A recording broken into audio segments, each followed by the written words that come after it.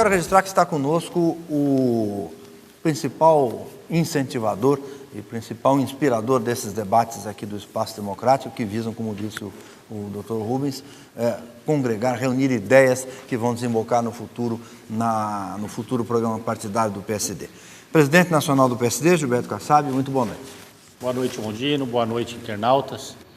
Uma participação no final desse programa, quase no final, mas principalmente para agradecer ao secretário de Estado de Segurança do Rio, Zé Mariano Beltrame, agradecer o Daniel Cerqueira pela participação, que muito valorizam as ações desse espaço democrático, que procura debater os principais temas do país, apresentando propostas, apresentando soluções e, com isso, fazendo com que a gente tenha um país cada vez melhor. Muito obrigado, Beltrame, obrigado, Daniel, ao Alfredo, que preside essa mesa. Volto a palavra a você, Rondino. Obrigado.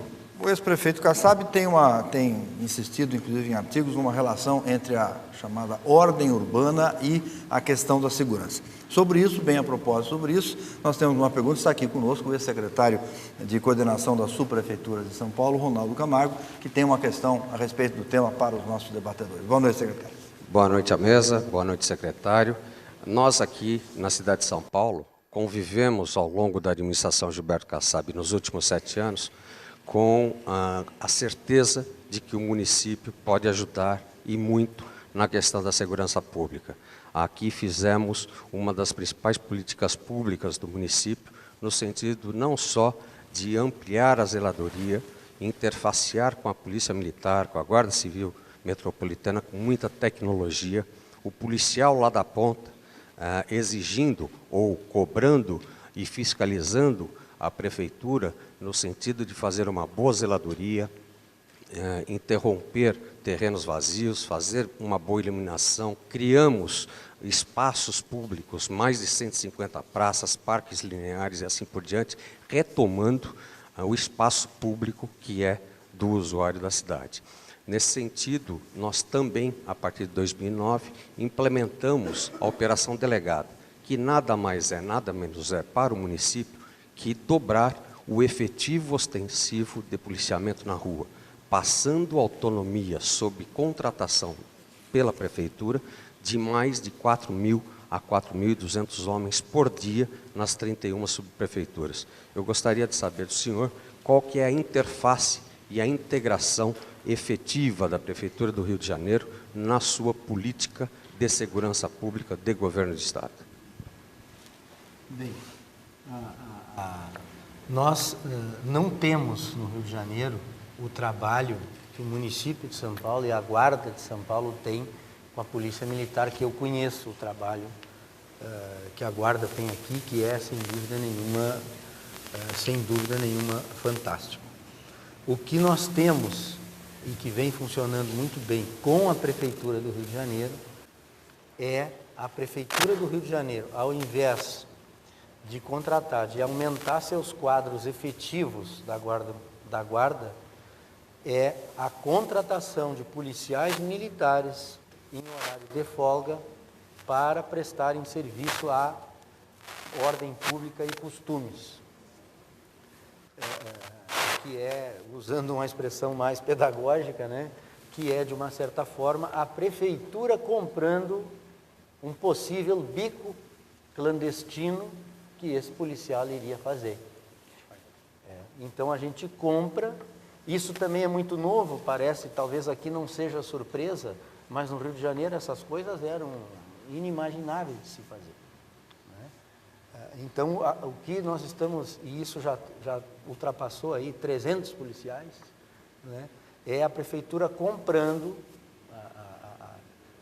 esse bico e levando o policial para trabalhar fardado, com a viatura da polícia, com um braçal a serviço da Prefeitura e, por óbvio, na medida em que ele mesmo esteja fazendo uma ação municipal, quando ele está fardado na rua, ele está, de uma certa forma, fazendo ostensividade, né?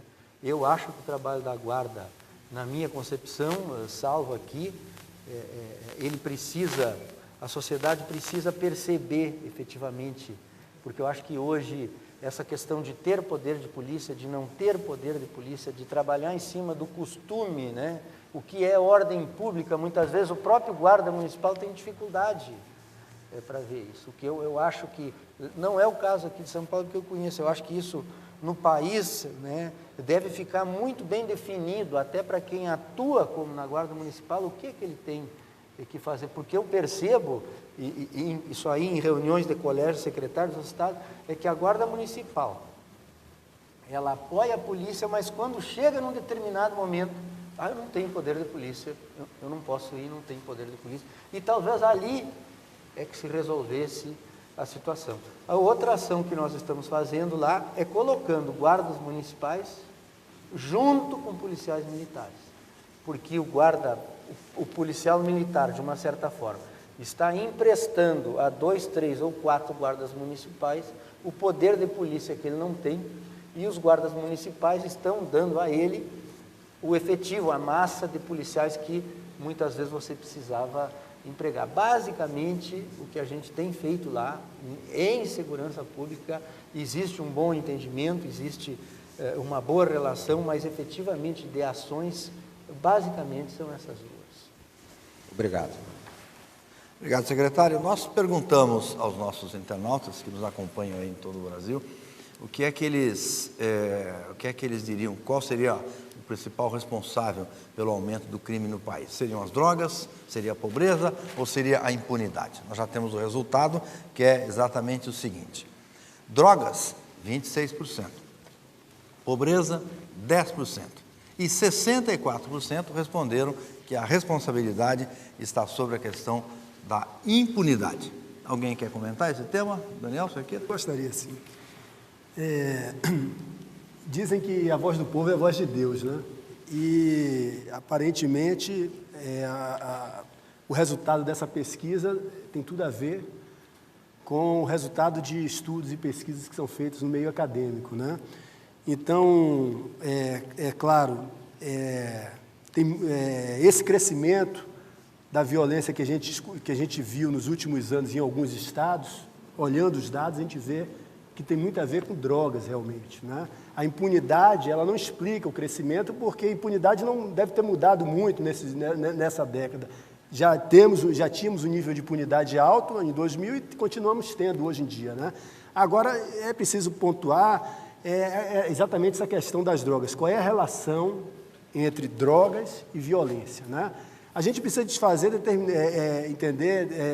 determinados mitos, né? Mitos de acordo com o que é a literatura em vários países sobre o que relaciona drogas e violência, né?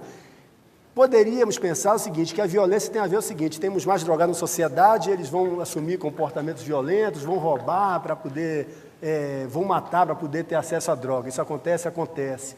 Mas isso, a magnitude de todos os crimes violentos que acontecem relacionados à droga, isso é a menor parte. Boa parte dos crimes relacionados à droga tem a ver com o que na literatura é chamado dos efeitos sistêmicos da droga, ou seja, pelo fato da droga ser ilegal, existe alguém querendo ter esse lucro. Se há demanda por droga, alguém vai querer ter esse lucro, né? Vai assumir riscos. E como não há justiça para resolver determinados conflitos, toda a disputa por mercados, o agrejamento de reputação por mercados tem a ver com violência e com morte, né? Então, esse crescimento que a gente começa a ver em várias cidades, sobretudo do interior do Brasil, tem a ver exatamente com drogas, no rastro de um dinamismo econômico que aconteceu nessas cidades. Então, essas cidades cresceram economicamente, aquilo ali fez com que determinados mercados ficassem mais lucrativos, e a droga entrou, e junto com a droga, a violência, né? Em relação à impunidade, isso aí a gente já é uma novela antiga, né? A gente, por exemplo, fizemos um estudo mostrando o seguinte, que no começo de 1980, para cada 100 homicídios, a polícia, ela resolvia supostamente, indicava 62 supostos perpetradores. Já no final da década, esse número era de 31, ou seja, já na década de 80, essa impunidade aumentou. De lá para cá, ela só veio diminuindo. Não há muita novidade em termos de impunidade na última década. É algo fundamental que a gente tem que resolver. Quer dizer, se existe um assassinato e aquilo não é resolvido, então a gente cria os incentivos para as pessoas resolvam seus problemas, ou econômicos, ou pessoais, na base da violência, porque sabe que não vai ser punido. Então, plenamente de acordo. Ok, obrigado, doutor Daniel. Eu já tenho os escolhidos, foram sorteados para receber um exemplar do livro Em Busca da Melhor Cidade, as seguintes pessoas que nos acompanharam: Carlos Nelson Orrox, Ronaldo dos Santos Neto e a Isabela Severiano. A todos eles será enviado um exemplar do livro Em Busca da Melhor Cidade. Eu vou agora dar alguns minutos a cada um dos nossos convidados para que façam as suas considerações finais. Eu só queria lembrar que a pergunta é a mesma, é o objetivo, afinal de contas, desse debate. De preferência, dar uma sugestão nesse sentido. O que é que o programa partidário do PSD deve conter ou propor para a questão da segurança pública no Brasil? Doutor Daniel Sequeira, por favor. Assim, começando fazendo analogia com um problema econômico, né, que a gente tinha no Brasil, que era muito grande, o problema da hiperinflação, né? Então, até os anos 90, a inflação era uma grande névoa que escondia vários problemas socioeconômicos. Ela foi resolvida e, a partir daí, descobrimos que a gente tinha pobreza, que tinha desigualdade, tínhamos problemas de educação, e aí partimos à frente para tentar aprimorar as condições sociais nessas vários tipos de políticas que são bem mais complexas, né? Com a questão do crime, a gente tem algo muito parecido, né? Em alguns lugares do Brasil, a gente já conseguiu estancar essa hiperinflação, essa hipercriminalidade, né? A gente conseguiu dar um jeito de fazer com que ela não cresça mais. A gente tem que partir para um segundo ponto, que é dar qualidade a essas políticas de segurança pública. E dar qualidade significa dizer o seguinte: a gente balizar a nossa política pública em indicadores precisos, né? Avaliar as condições e as causas locais, quais são as questões de complexidade urbana que existem ali, que eventualmente vão gerar problemas de ordem, problemas de crimes, de pequenos crimes ou grandes crimes, né? Entender quais são os programas que a gente pode desenvolver ali. A gente tem que passar a avaliar esses programas, saber quais são aqueles que geram resultados, quais são aqueles que não geram resultados. Dentro desse planejamento todo, eu acho que alguns temas são fundamentais e a gente tem que ter uma atenção especial. Sobretudo a questão dos jovens, saber quem são esses jovens, onde eles estão e como que a gente vai recuperar esses jovens do tráfico e dos mercados ilícitos, né? A segunda questão, que é fundamental também, é em relação ao controle de armas de fogo, né? A terceira é que nós já falamos antes, né? Como que a gente vai criar mecanismos para convencer o jovem a não provar a droga, né? Quais são os meios de comunicação, que idade que a gente deve fazer isso, como que a prefeitura, o Estado, via escola, via família, a gente pode fazer programas para diminuir essa demanda por droga. Um quarto ponto que é fundamental é o controle das polícias no Brasil. Quer dizer, a gente tem o policial ele tem um poder imenso, ele tem um poder de vida, de morte, ele vive numa linha tênue de tensão ali, ele precisa ser valorizado, mas ao mesmo tempo precisamos ter mecanismos de controle quanto ao desvio de conduta. Então, esse mecanismo hoje, pela Constituição, ficaria a cargo do Ministério Público, só que, na verdade, não existe esse mecanismo, né? Então, a gente tem que, na verdade, falar sério de como que a gente vai controlar as nossas polícias. E o quarto ponto, que tem a ver com esse da polícia, é a questão da impunidade. Quer dizer, enquanto a gente não conseguir aumentar o grau de elucidação de crimes de 8% para 90%, vai ficar muito difícil a gente resolver todo o resto.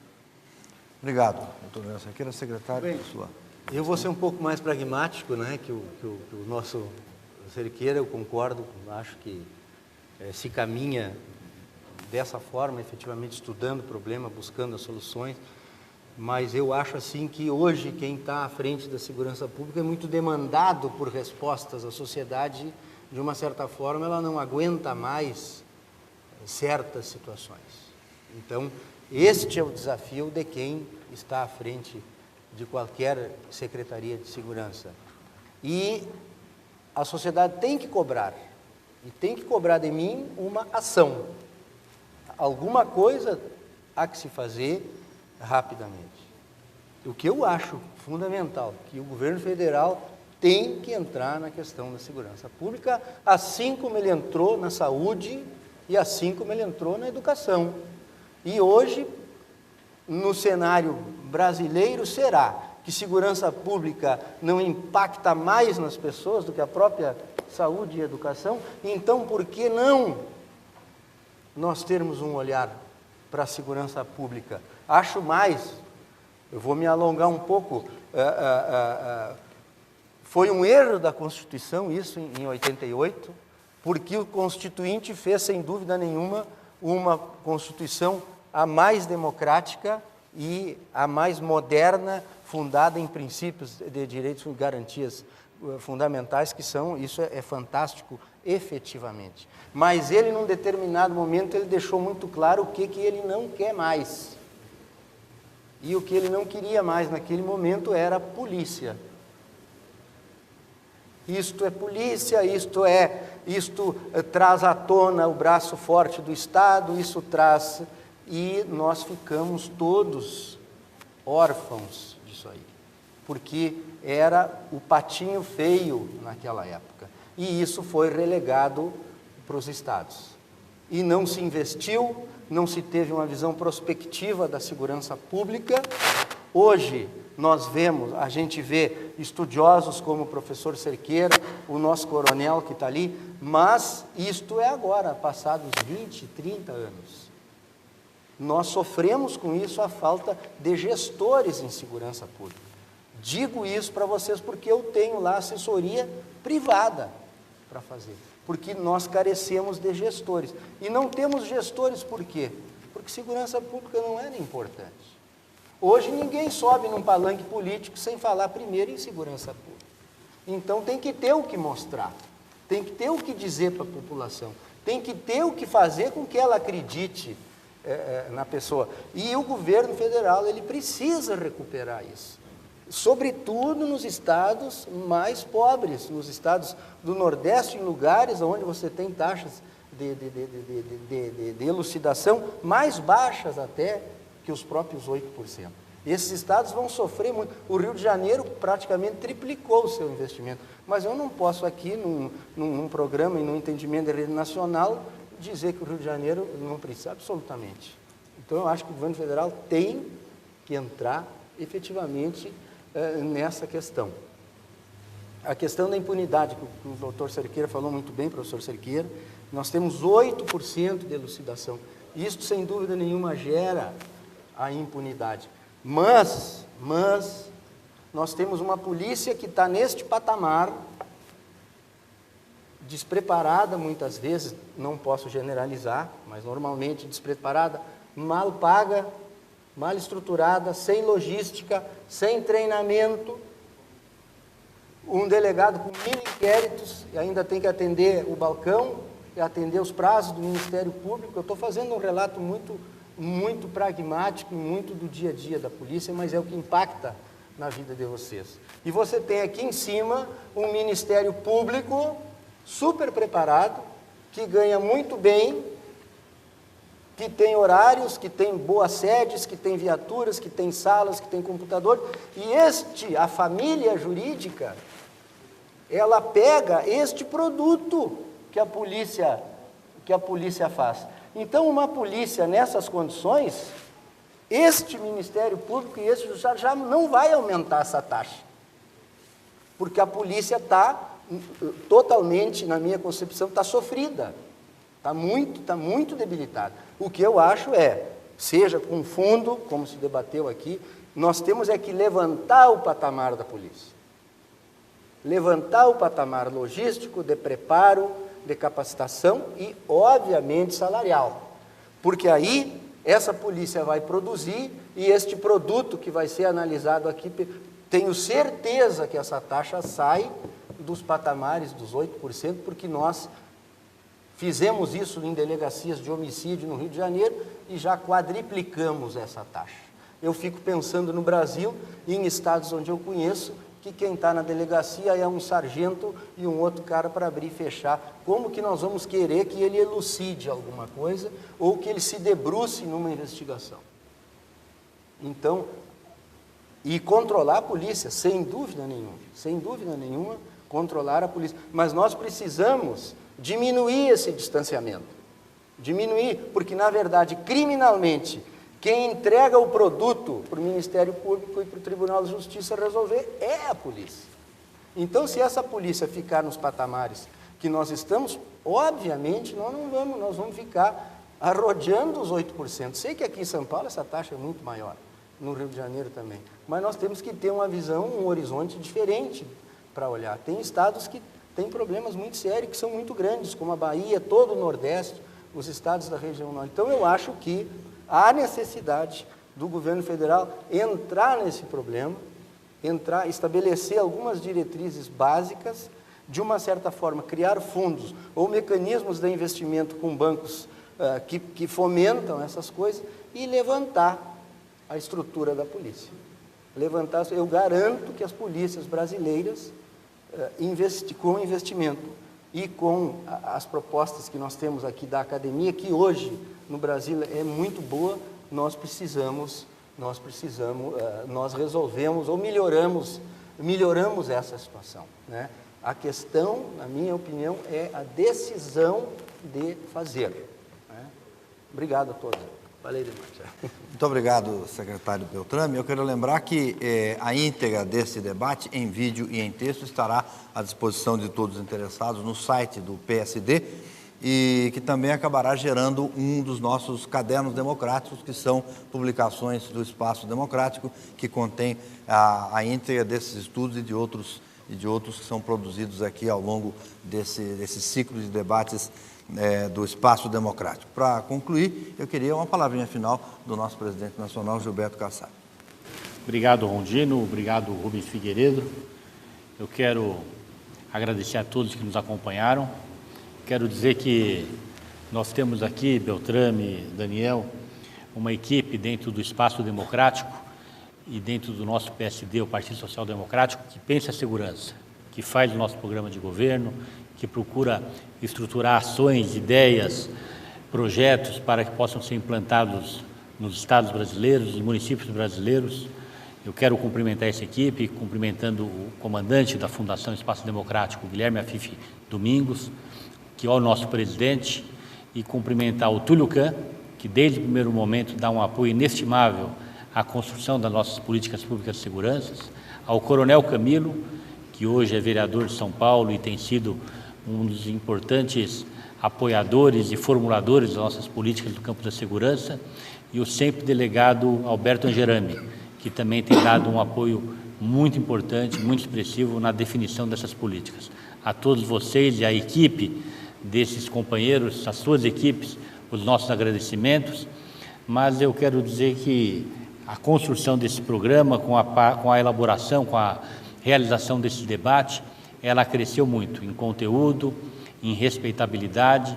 As ideias aqui debatidas, elas serão aproveitadas nos próximos momentos de definição desse programa, e fica aqui então o nosso agradecimento ao Beltrame, que veio lá do Rio de Janeiro. Sabemos das suas responsabilidades, da importância do seu trabalho, e quero dizer que o seu trabalho é um exemplo para todos nós que estamos na vida pública, de seriedade, de desprendimento, de coragem, que tem tido ao longo do tempo, dos últimos anos, um resultado extraordinário na diminuição do crime no estado do Rio de Janeiro, e dessa maneira será sempre um exemplo para todos nós. Muito obrigado pelo seu trabalho com o brasileiro que somos. De resto, mais uma vez, pedir a vocês, continuem nos acompanhando, quinzenalmente às 19 horas, aqui nesse canal, debatendo os principais problemas do nosso país dentro da nossa Fundação Espaço Democrático. Uma boa noite a todos, e que aqueles que não puderam assistir o debate na íntegra, possam daqui a pouco acompanhá-lo no nosso site, como disse agora há pouco o nosso mediador, o jornalista Sérgio Rondino. Muito obrigado, presidente. Nossos agradecimentos também, além dos debatedores, à plateia presente aqui no auditório do Espaço Democrático, à nossa equipe de transmissão e principalmente aos militantes e simpatizantes do PSD que se reuniram em grupos em todo o país para acompanhar o debate e por todo o Brasil e entender o que é que se pode fazer em relação à criminalidade e à segurança pública no Brasil. Uma boa noite a todos, até o próximo debate.